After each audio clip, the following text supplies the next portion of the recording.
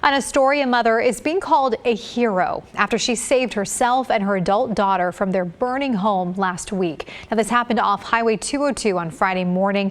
Firefighters say because of the home's rural location and lack of fire hydrants, 5 water tenders had to shuttle water to the scene. Daisy Caballero joins us now with details. Daisy, you spoke with one of those family members.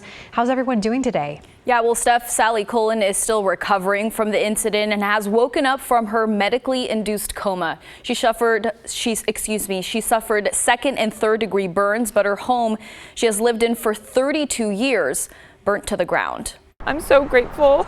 I mean, the fact that they made it out there alive. This is what's left of the Cullen family home in Astoria after it caught fire early Friday morning, burning to the ground with Mom Sally and her adult daughter Shelby barely getting out alive. And the smoke was black, and she saw my mom's hand reaching through the fire.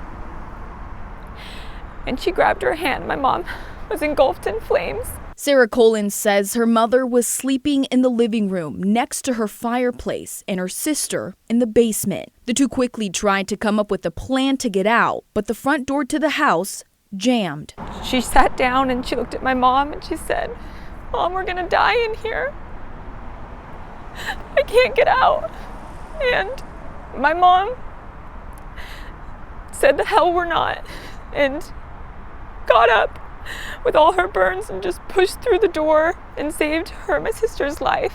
But their pets didn't make it out alive. Both women were transported to the Columbia Memorial Hospital. Shelby was discharged with minor scratches and bruises, but Sally suffered second and third degree burns, mostly on her back. She is now at the Legacy Burn Center in Portland and awake after a medically induced coma. She was intubated. She isn't able to talk that well right now. She's still in a lot of pain. Sarah says her mom is still processing what happened, including the loss of her beloved home of 32 years, where Sarah and her sister grew up. She has nothing. That was her everything, and this was a childhood home. It was more than a place. It was really, my mom especially had an emotional connection, a really deep emotional bond with this home, and it was really part of her identity.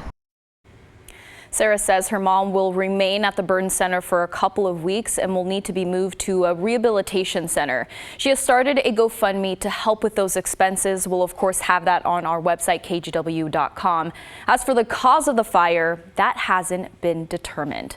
Steph, back to you. Wow. Well wishes for that family. Daisy, thank you so much.